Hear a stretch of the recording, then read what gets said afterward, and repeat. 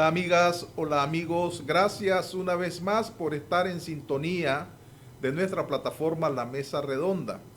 Les saluda el periodista Sergio Marín Cornavaca. Un verdadero gusto poder conectarnos con cada uno de ustedes. Hoy ya estamos prácticamente en la recta final del año 2020, un año que ha dejado muchos sinsabores, mucho dolor, mucho luto a nivel mundial por la pandemia.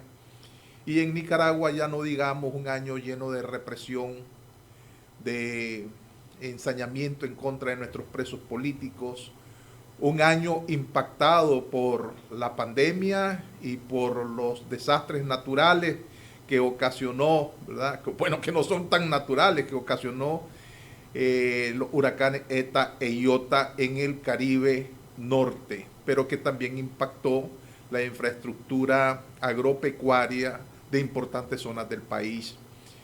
También es un año que nos ha dejado en términos económicos mayor deuda externa, un año que nos ha empobrecido la política económica que el gobierno ha venido utilizando en contra del pueblo de Nicaragua.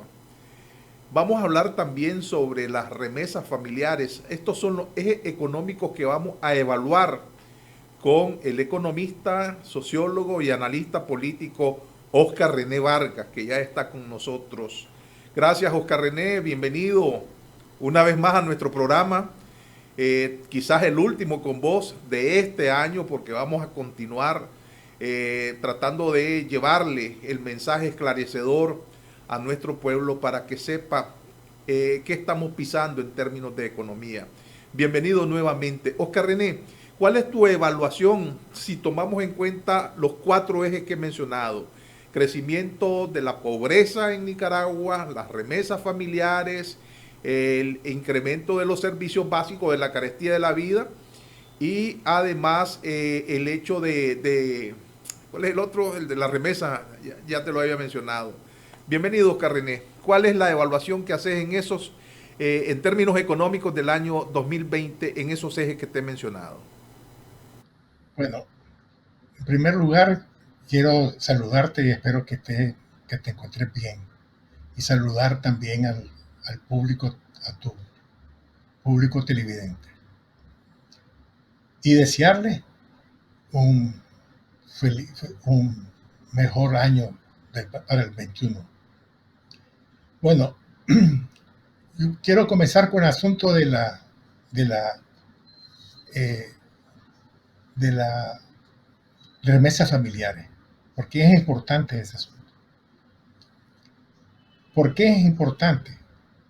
Porque las remesas familiares es el rubro que llega al país en dinero líquido fresco más importante de Nicaragua. Para el año 2020 se calculan 1.800 millones de dólares. ¿Y qué significa eso? Varias cosas. Uno, que es, si comparamos el, la remesa con las inversiones extranjeras, en el 2018 van a ser 284 millones. Si lo comparamos con los préstamos internacionales, en el 2018 van a ser como 1.700 millones, 1.300 millones, perdón. Por lo tanto, y si analizamos el periodo del 2017 al 2020, vemos que en las remesas familiares es el rubro con mayor aporte a la economía nacional. Más aporte que incluso que eh, que la inversión extranjera. En ese periodo del 2012 al 2010-2020, las remesas extranjeras, las remesas familiares de los trabajadores que están en el exterior acumularon 12.000 millones de dólares. Las inversiones netas, es decir, lo que se entra y lo que sale, quedaron en 5.000 millones de dólares. Es decir, 7.000 millones de dólares más son las remesas familiares. Esto es importante porque los nicaragüenses que están en el exterior no tienen ninguna representación, ni siquiera pueden votar, ni siquiera pueden adquirir pasaporte o cédula de identidad en el país de residencia. Tienen que venir a Nicaragua para poder sacar su cédula de identidad. Es decir, que el gobierno no tiene una política que favorezca mejore las condiciones de vida de estos migrantes nicaragüenses. ¿Por qué han emigrado estos nicaragüenses? Se calcula que entre el 12 y el 15% de los nicaragüenses viven en el exterior. Y fundamentalmente viven en Costa Rica, Estados Unidos, Panamá, en España, México, El Salvador, etc. En los 4 países más importantes de remesas familiares son Estados Unidos, Costa Rica, Panamá y España. Es decir, que estos nicaragüenses que aportan dinero fresco y que no implican ninguna, restricción para el uso de ese dinero, ¿qué es lo que facilitan? Facilitan que la pobreza no se incremente más de lo que ya está alta.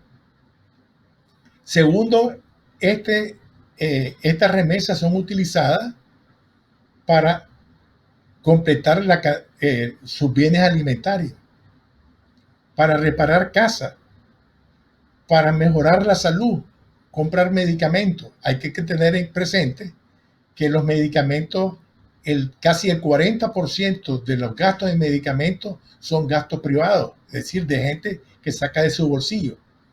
Es decir, para eso sirve estas remesas familiares.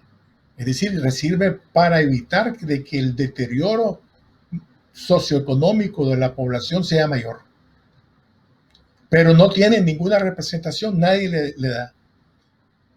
Voy a poner otro ejemplo. Si la inversión extranjera significó 7.000 millones de dólares, sin quitarle el dinero que se fue por beneficio, la inversión nacional local representa el 30% de esa inversión. Estamos hablando de 2.500 millones, 2.100, 2.500 millones de dólares, en comparación a las 12.000 millones de las remesas familiares. Es decir, que es una situación que nos está mostrando, con este estudio que hice, de que hay una subrepresentación de los emigrantes nicaragüenses en la sociedad nicaragüense. Ese es un elemento importantísimo. ¿Por qué es importante? Porque influye en que la pobreza no incremente. Voy a poner un ejemplo. De acuerdo a un estudio de la CEPAL, dice que el 72% de la población de Nicaragua vive en pobreza, en extrema pobreza o con ingresos muy bajos. 72%.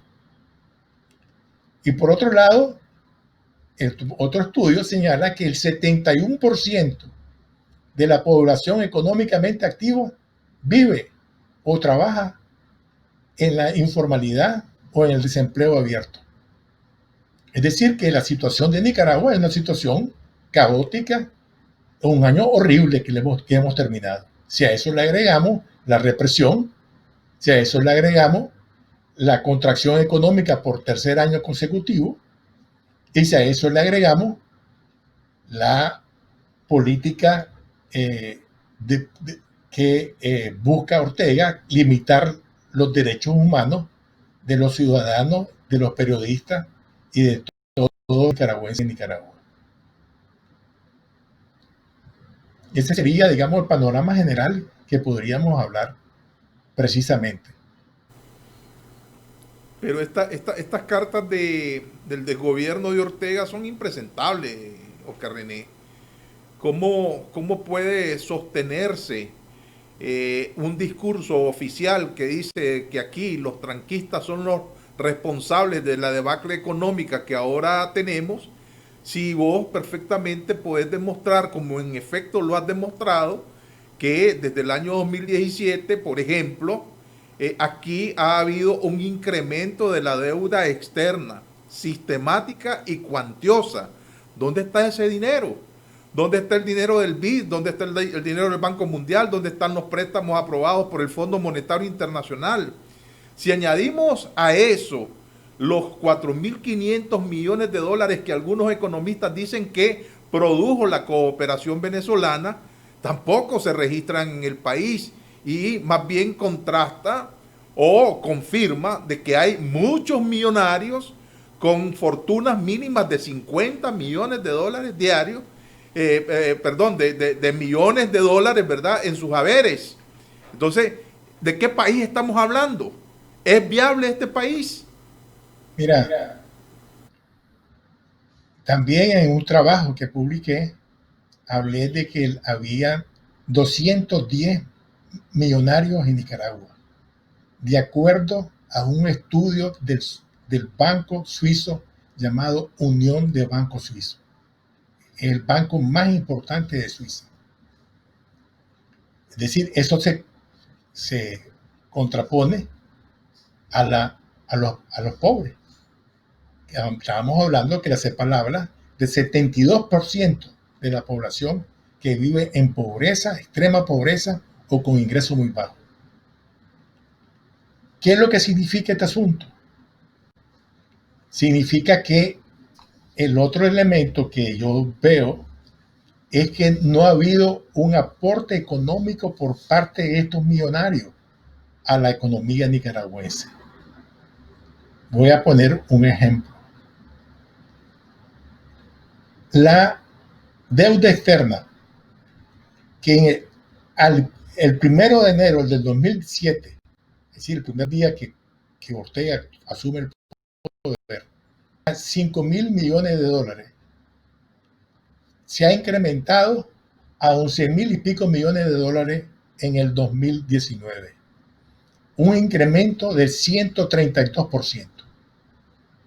Pero nosotros no vemos ese dinero, ni el dinero de la cooperación venezolana, ni el dinero de la inversión extranjera, etcétera, ni el dinero del dinero ilícito o corrupción que hayan mejorado la matriz productiva del país. Nicaragua sigue produciendo lo mismo, los mismos 10 productos. La prueba de ello es que ninguno de los productos supera los 500 millones de promedio de dólares anuales. Ninguno. Es decir, vuelvo a insistir, las remesas extranjeras, las remesas familiares, son más altos que la combinación de la producción o de la exportación del café y del ganado, por ejemplo. O incluyendo, puede ser incluido en algunos años el oro.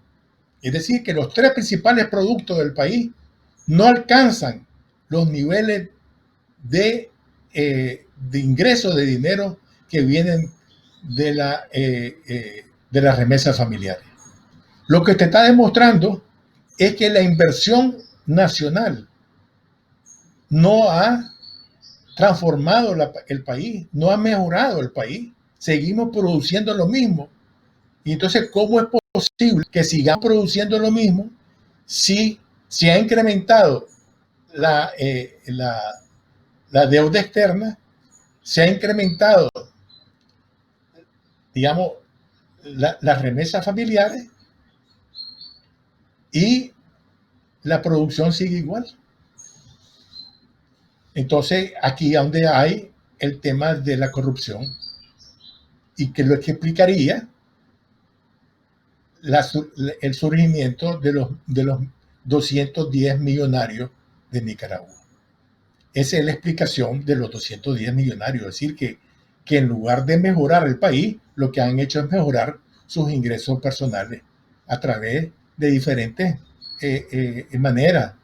Es decir, que es la corrupción, el dinero ilícito a través de exoneraciones, excepciones de impuestos, etcétera. Por ejemplo, las excepciones de impuestos al gran capital o al capital en general ha sido de 13,000 millones de dólares, es decir, más que las remesas familiares, más que las inversiones extranjeras, más que la deuda externa.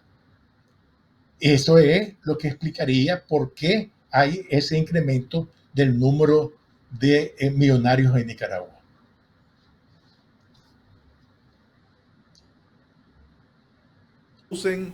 En términos políticos en el diario vivir de los nicaragüenses? Bueno, en términos políticos significa que estos sectores, es decir, 600,000, 900,000 nicaragüenses, que entre 600,000 y 900,000 nicaragüenses que viven en el exterior, no tienen un poder político interno. Y esta clase de millonarios que no invierten y que invierten menos y aportan menos a la economía que lo que aportan los pobres que se fueron, tienen un mayor poder político. Esa es una realidad. Y es una realidad que da, ¿cómo te dijera yo? Un mal sabor, porque significa que no hay una distribución igual ni de la riqueza ni del poder. Y el poder se concentra en estos poderes fácticos que no aportan sustancialmente nada para el desarrollo del país. Vuelvo a repetir, las inversiones extranjeras en el periodo 2010-2020 sumaron 7,000 millones de dólares. Y de acuerdo a los estudios, el 30% de esas inversiones, es decir, la inversión local corresponde al 30% de esas inversiones. Es decir, estamos hablando 2.100, 2.500 millones. Aún así, sumando la inversión extranjera más la inversión local, no llega a la cantidad del dinero que las remesas extranjeras, familiares han aportado entre el 2010 y el 2020. Pero no tienen poder político. No se les reconoce poder político. Ni siquiera se les reconoce el derecho a votar. Y ese yo creo que es uno de los elementos más importantes de la demanda de los ciudadanos que se debe de hacer. Es decir, la posibilidad y el derecho de los ciudadanos que viven en el exterior a votar. Y están concentrados en algunos países, Costa Rica, Panamá, Estados Unidos, y en Estados Unidos fundamentalmente California, la Florida. Es decir, que los consulados de esos países pudieran fácilmente ser receptoras de votos. El otro país puede ser México, puede ser España, puede ser El Salvador. Es decir, que no es algo que no se puede hacer, sino que no hay la voluntad política de darle un poder en la votación a estos nicaragüenses que viven en el exterior y que aportan, y vuelvo a insistir, la fuente de divisas más importante que el país ha recibido entre el 2007 al 2020. A tu juicio, ¿cómo crees que puede cambiar este panorama? Porque estamos evaluando no solamente los últimos 12 meses en el comportamiento económico que viene concatenado de políticas públicas generadas a nivel de gobierno, ¿verdad?, en el tiempo. Y esta es el resultado de una gestión de un gobierno que tiene 13 años de estar al frente del Ejecutivo Nacional. Entonces, no solamente evaluamos el efecto de 12 meses, estamos evaluando el efecto de toda una gestión que en aquel tiempo prometió el cielo, pero que los resultados dicen que más bien produjo el infierno. ¿Qué significado tuvo abril del 2018 en este panorama económico que la gente llama, este es el statu quo que tenemos? Esto no es diferente, por ejemplo, al proceso económico que puede tener Honduras.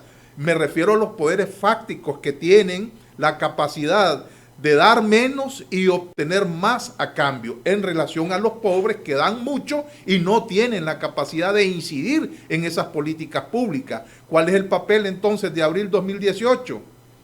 Mira, en los diferentes artículos que he publicado y que vos has reproducido en la mesa redonda, si vos te fijas, yo siempre arranco con el 2007. Y porque quiero hacer el balance en cada uno de los tópicos analizados, todo el periodo.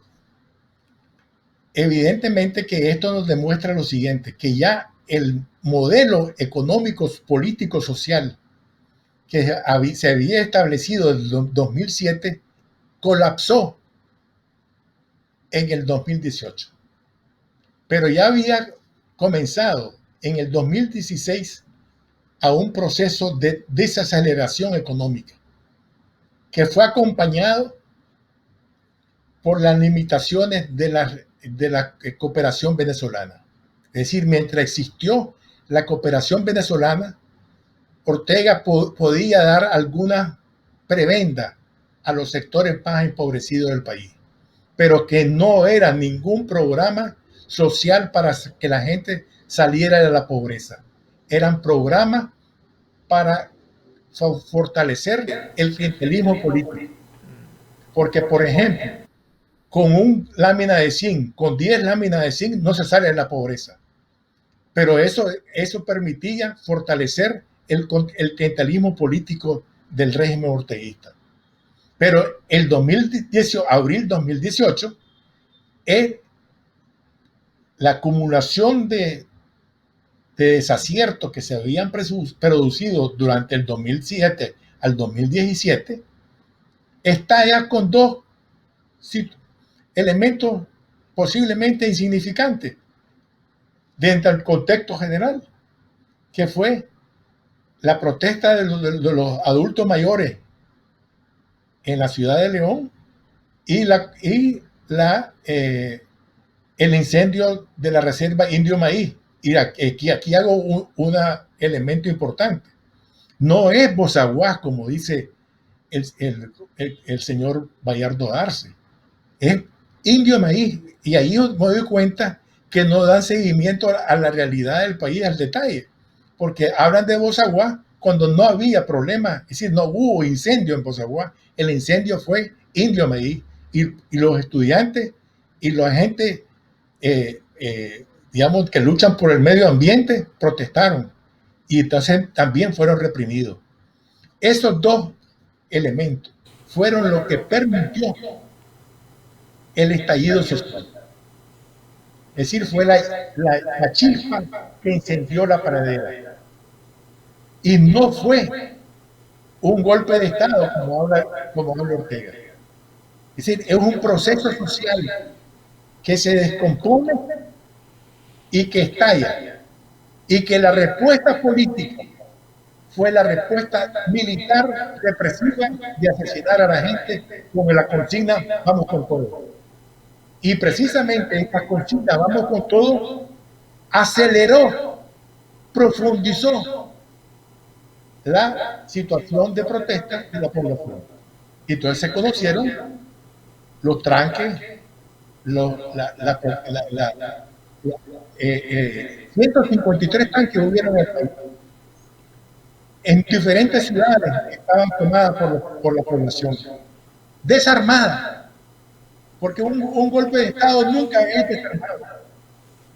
Es un golpe de Estado que tiene que ser planificado y no se toman las ciudades, se toman los lugares donde están la policía, el ejército, etcétera, o las oficinas principales de un gobierno.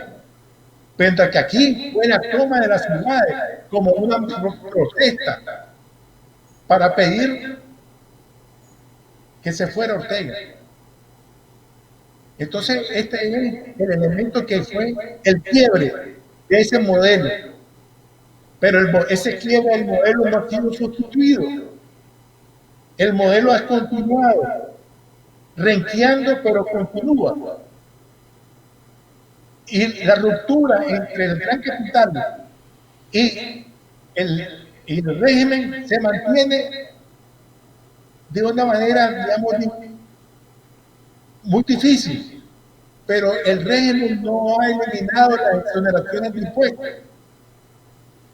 no ha eliminado, por ejemplo, la concesión que se le hace a la industria azucarera que vende el azúcar en Nicaragua a un precio 3 veces mayor al precio internacional. Eso no ha cambiado. Entonces sigue la alianza público-privada, que es la alianza Gran Capital, régimen Ortega Murillo. Y ese es el problema que hay, porque no se ha podido constituir. Entonces, en esta situación, en ese estancamiento que hay, es la posibilidad. Ortega lo que ha hecho es reprimir más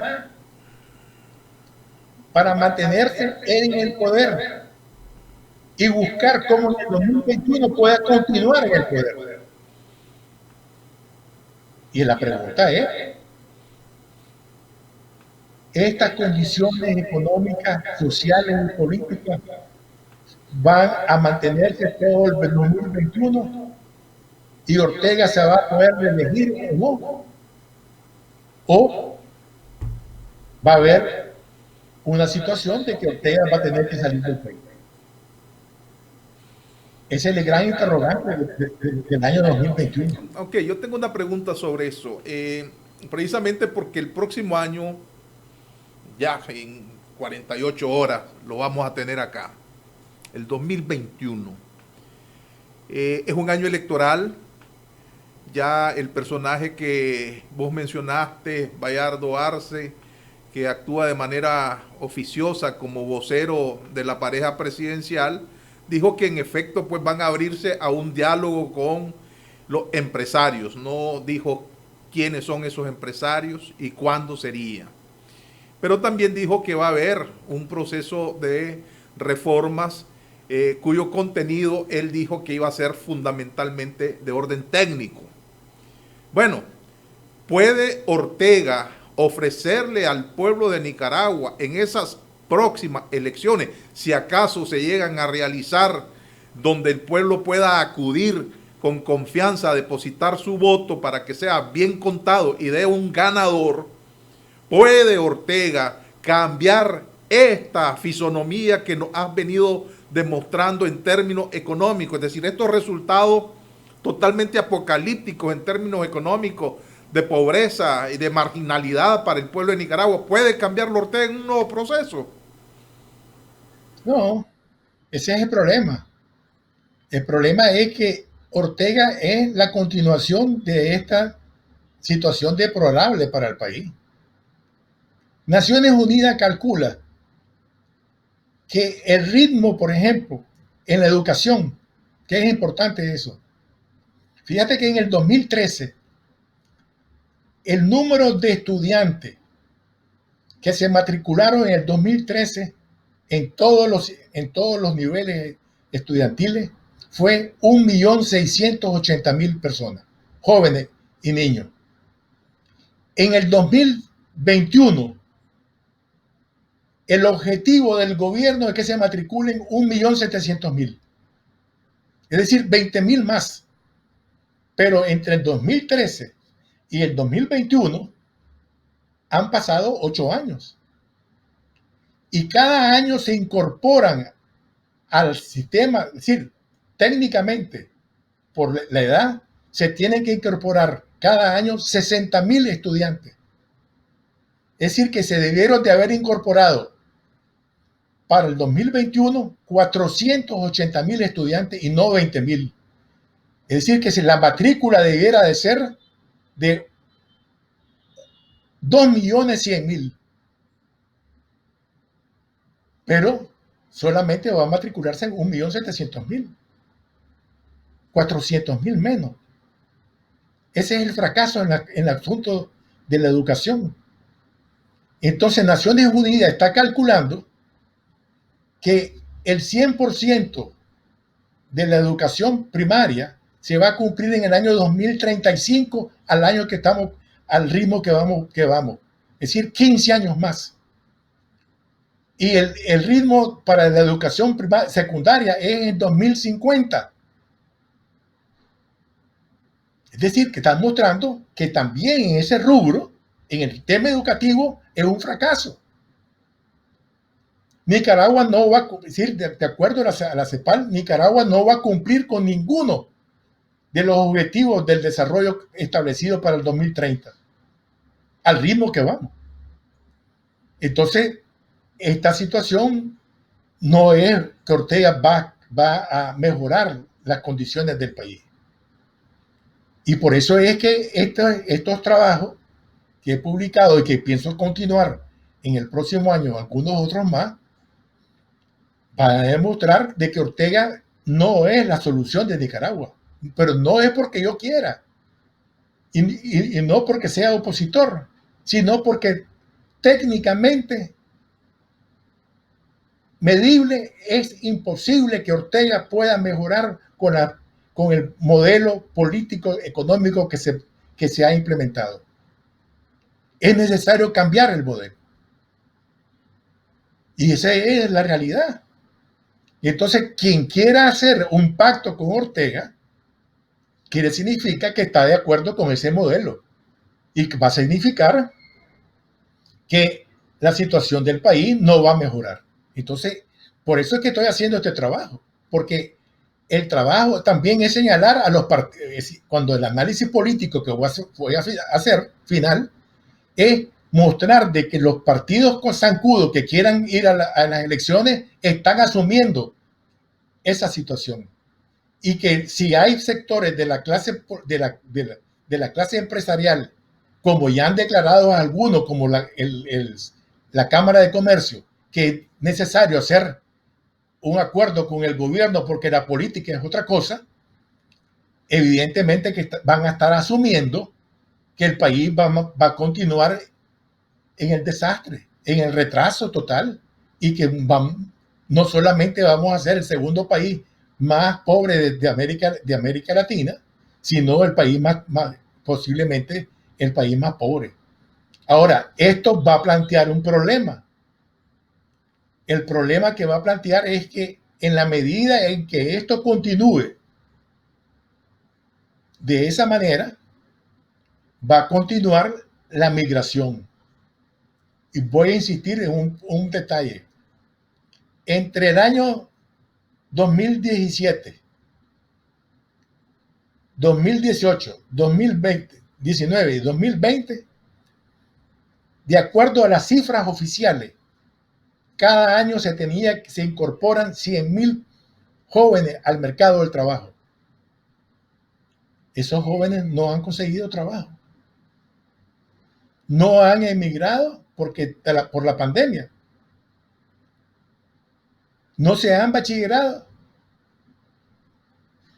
Entonces ese es un problema fundamental, que también la mano de obra joven no se está preparando. Y entonces la productividad y la competitividad económica del país va en retroceso.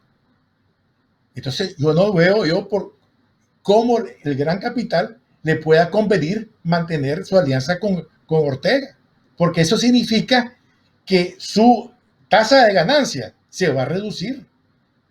Voy a poner el ejemplo de los bancos. En el 2016 el banco ganaba una tasa de ganancia de alrededor del 30% anual. 5 veces lo que lo ganaban los bancos panameños o costarricenses. En el 2020 esa tasa de ganancia está entre el 5 y el 10%. Es decir, se le ha reducido en un 66%. Entonces tampoco le convienen los banqueros. Entonces, ¿cuál es la lógica entonces de mantener este sistema por parte de los partidos zancudos y por parte del gran capital? No lo encuentro, salvo que ellos quieran mantener a las personas en la pobreza, etc. Pero esto va a terminar otra vez en otro nuevo tsunami social mucho más profundo y mucho más difícil de resolver. Salida que le ves al panorama político. Muy difícil. Ortega está jugando la carta para hacer el, la, un fraude electoral. Ortega está en la lógica de crear la dinastía Ortega Murillo.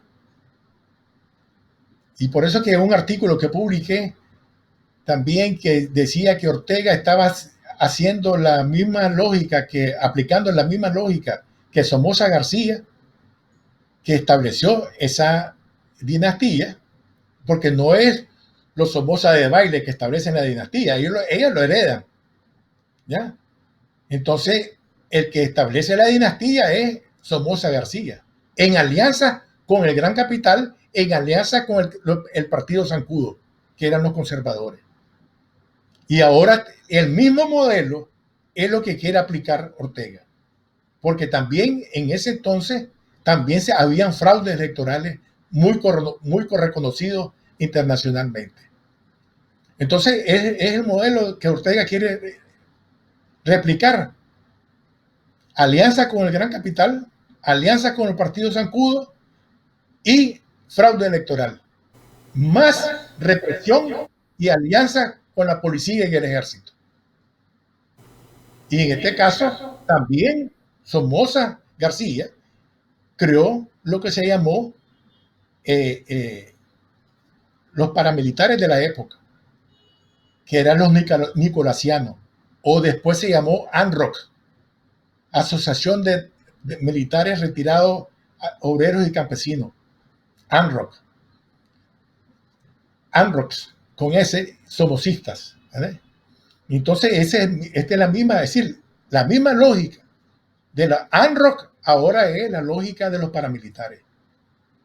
Es Asociación Militar Retirado, Obreros y Campesinos Somocistas, ANROC, y que lo utilizaban para la represión en las elecciones que se realizaban. Entonces ahora también es el modelo que se va a querer aplicar para el 2021. No, hay que estar claro. La diferencia, ¿cuál es la diferencia? Uno, que hay mayor conciencia de la situación. ¿Ve? A través de los estudios que se publican, etcétera, etcétera, los artículos que se publican a través de los medios de comunicación, de las redes sociales, etcétera, etcétera. Hay conciencia, por lo menos hay posibilidad de enterarse de lo que está pasando. Y segundo, que Somoza tenía el beneplácito de los Estados Unidos, Somoza García. Incluso hay una frase muy famosa de Franklin Delano Roosevelt que dijo que Somoza era un hijo de puta, pero era nuestro hijo de puta. Pero ahora la situación económica, la situación internacional para el gobierno de Ortega es diferente. Hasta la fecha de hoy no goza de esa, digamos, apoyo que recibió Somoza García de Roosevelt. Hay que recordar que Somoza García en el mes de mayo del 39 fue recibido en la Casa Blanca en una visita oficial de Estado. ¿Ya? Y cuando había pasado que en el mes de abril de 39 se publicó la nueva constitución por la cual en un artículo transitorio se establecía que Somoza, su periodo de gobierno se iba a permanecer hasta 1947 sin elecciones. Y eso es lo que asumió y aceptó el gran capital y los zancudos de la época. Correcto, como lo has Entonces, dicho, eso marca una gran diferencia. Pues ahora vemos a un dictador Ortega totalmente aislado, no goza como con la mano amiga de los norteamericanos ni de la Unión Europea, y ha venido generando urticaria en los países más importantes del continente americano. De tal manera, además, existe una fuerza activa que está en resistencia y que le va a dar la batalla. Y sobre esto también te quiero preguntar antes de que se nos agote el tiempo. La fuerza emergente que pueda hacerle frente a este amago de arreglos, repitiendo ese episodio que ya referiste en términos de la historia de Nicaragua. mira, ¿Cómo ves a esa fuerza? pero hay otro elemento, un tercer elemento que es importante.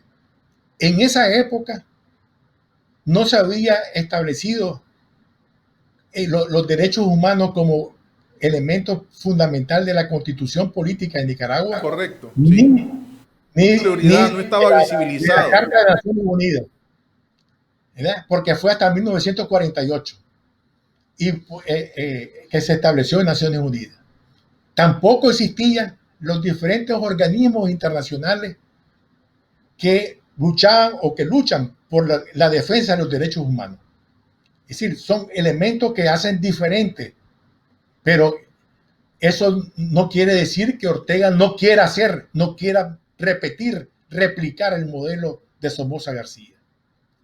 Quiere replicarlo, quiere hacer dinastía, quiere mantenerse en el poder hasta como Somoza García, que murió en el poder.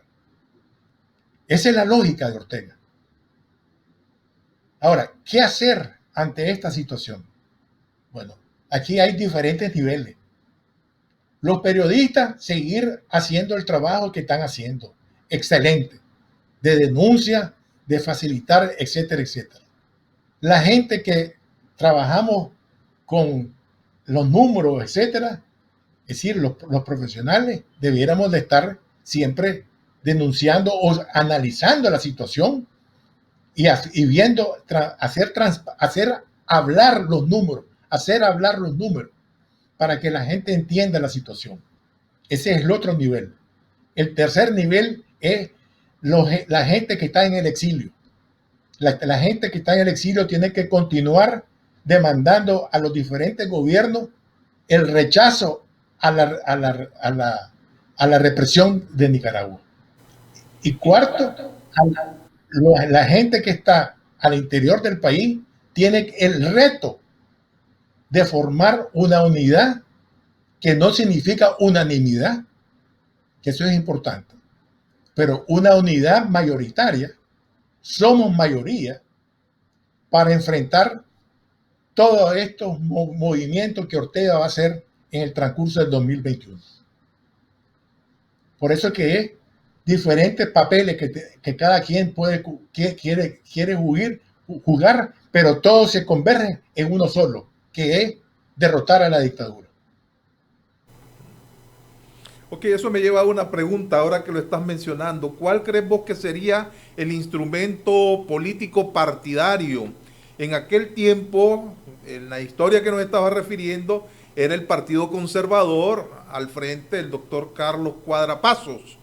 Pero en la actualidad, ¿quién crees vos que sería esa fuerza político partidaria que se convertiría inmediatamente en una fuerza zancuda para avalar a la dictadura en sus propósitos? Y que es importante, el pacto del 39, 38-39 es entre Carlos Cuadra Paso y Somoza García. Los que se oponen al pacto es lo que van a formar después el Partido Liberal Independiente. El Partido Liberal Independiente original, que es el que rechaza el pacto y que lleva como candidato en las elecciones del 48 al señor Enoc Aguado, que gana las elecciones, pero que hacen fraude. Es decir, que ese es el partido que se opone a las elecciones. Después, en el pacto del 50, entre Chamorro, Emiliano Chamorro y Somoza García, el movimiento social que se opone a ese pacto se llamó la Unidad Revolucionaria Nacional. donde estaba Pedro Joaquín, mi padre, etcétera, etcétera. Es decir, varias personas. Y ese Emilio Álvarez Montalbán, es decir, varias gente que esos fueron los que se opusieron en los años 50, que fue el origen después del levantamiento del del 54, que asesinaron a toda la gente, de Lame Mollejones, y el nacimiento de la Juventud Patriótica en los años 60. Y el nacimiento después de, digamos, de la Unión Nacional Opositora encabezada por Agüero. Pero esto es un proceso que siempre hubo sectores importantes que se opusieron a esta situación. Incluso llevaron a la lucha armada, porque hay que recordar que entre 1958 y 1963 en Nicaragua se producen 23 movimientos armados buscando cómo derrocar a la dictadura.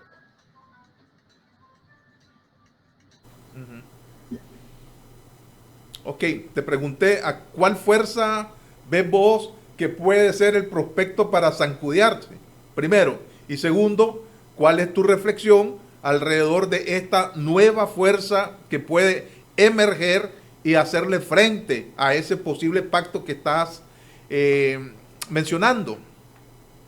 Bueno, los zancudos hay muchos. Está el Partido Liberal de Alemán, el ALN de Quiñones, el PLI de Ferretti, el APRE de Canales. Posiblemente vayan a jugar esa carta también C por L, como ya lo hicieron en las elecciones del 2017, elecciones municipales, participaron en las elecciones, con el pretexto de que iban a preservar su personería jurídica. Ahora existe también esa posibilidad. ¿Cuál es la fuerza que puede emerger y que puede, digamos, aglutinar al proceso, a la oposición de Nicaragua, a la mayoría? Por eso que yo le llamo un movimiento Somos Mayoría. Es alrededor de la coalición nacional, alrededor del UNAP, de las articulaciones sociales, etcétera. Evidentemente que esto es difícil, porque hay diferentes corrientes de opinión, de diferentes visiones de cómo enfrentar a la dictadura. Pero hay un elemento común, que hay que derrocar a la dictadura. Y espero que sea ese elemento común el que permita la unificación de estas fuerzas. Y vuelvo a repetir, esto no significa la unanimidad de todas las fuerzas, porque no es posible. La unanimidad implicaría incorporar a los partidos zancudos. No, sería como el caballo de Troya, incorporarlo. Entonces aquí el reto es consolidar ese movimiento y aceptar que hay diferentes visiones y no crear expectativas de quién va a ser el candidato. Lo más importante ahorita es ponerse de acuerdo cuáles son los 10 puntos básicos sobre los cuales hay que luchar. Y aquí son los puntos que se firmaron en marzo del 19, más los puntos que se decidió en la reunión de la OEA del 2020, de octubre del 2020. Esos son los puntos mínimos, la suma de esos dos elementos. Y hay que luchar por eso, estableciendo calendario, y vuelvo a insistir con esto, de cumplimiento por parte de la dictadura. Y en la medida que no cumpla, se van denunciando para mostrar antes de mayo del 2021 que la dictadura ya está montada en un proceso de fraude electoral y por lo tanto el aislamiento de la dictadura se hace más evidente, o más factible. Esa es la estrategia que creo yo que hay que hacer. Muy bien. Creo que ha sido muy claro el panorama que nos has pintado.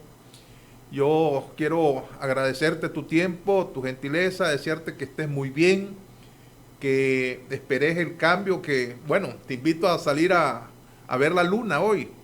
Luna llena, impresionante, ¿verdad? Y estar pendiente de el giro de los acontecimientos que podamos tener, porque, no sé, te lo voy a confesar, siento yo que Ortega ha venido cometiendo muchísimos errores, eh, y hay que decirlo, pues se percibe, la gente lo dice claramente en los mercados, en las calles, en los supermercados, ¿verdad? Cada día yo encuentro mucha receptividad, aún inclusive en sus propios militantes, y esto hay que decirlo claramente. Yo recibo aquí mensajes en mi aparato de celular diciéndome de muchos militantes que me ponen el dedito así, ¿verdad? Y me dicen, es cierto lo que están diciendo, ustedes están hablando por nosotros. De tal manera que Pero también hay una cosa, Sergio. hay un cambio, sí. No, que no se ha podido aprovechar al 100% los errores de Ortega por la falta de una dirección política coherente, estratégica. Luches, Y es la ese puja de él. Él ha tratado de boicotear toda conformación de un liderazgo colectivo. Así es. Bueno, te mando mi abrazo. Bueno, ¿Verdad? igualmente. Y mis mejores deseos de que a pesar de todo tengamos la entereza y la fortaleza y la convicción de seguir adelante en la lucha. Vamos a cambiar este estado de cosas por cada uno de los nicaragüenses que han ofrendado su vida para que realmente se presente un cambio estructural en Nicaragua. Te agradezco mucho tu tiempo, Oscar René. Bueno, mucho gusto. A ustedes, amigos, muchas gracias por haber estado en contacto con nosotros. Tengan ustedes el mejor de los días.